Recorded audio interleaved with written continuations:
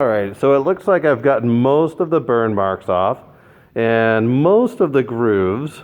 There is probably a little tiny bit of work that I could continue to do, but for the most part, I think my filing is done.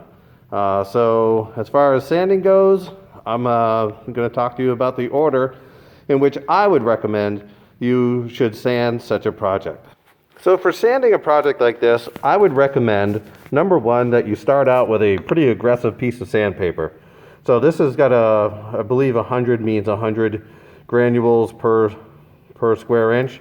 That may not be true. I should do some research on that. Maybe I'll have you look it up, because that's just the teacher thing to do, what that 100 actually means. I'm going to put a block under it so that as the friction builds up as I'm sanding, it doesn't burn my hand. And here's what I'm going to do. I'm going to sand all the flat surfaces first, because that's going to really not do a whole lot of damage to the sandpaper. Then I'm going to do my sides, and then the last thing I'm going to sand are my corners, because that's going to really take its toll on the sandpaper. And then I'm going to use a gentler piece of sandpaper, so I have some 220 here, and I'll probably finish it off with that.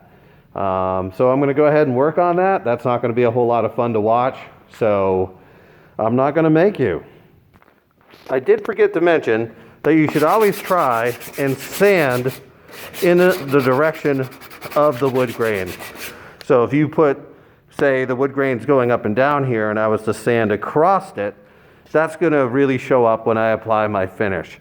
So when you're filing and when you're sanding, as much as possible, go in the direction of the wood grain.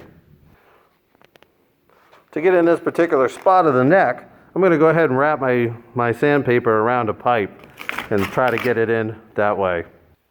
Okay, so I've been at it a while. I'm just about done for today. So what I'm going to do is get a bucket. I'm going to brush my sawdust into it, not leaving that to be a problem for the next group that comes in. Trying to do my best not to create a big dust of sawdust.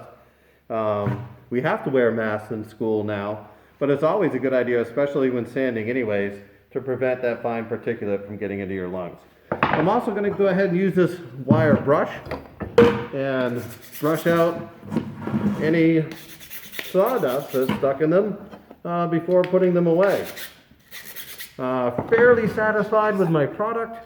There are some chips and things that I'm a little disappointed with, but overall it is ready for the next step, which is finishing. So thanks for watching, and look for the worksheet.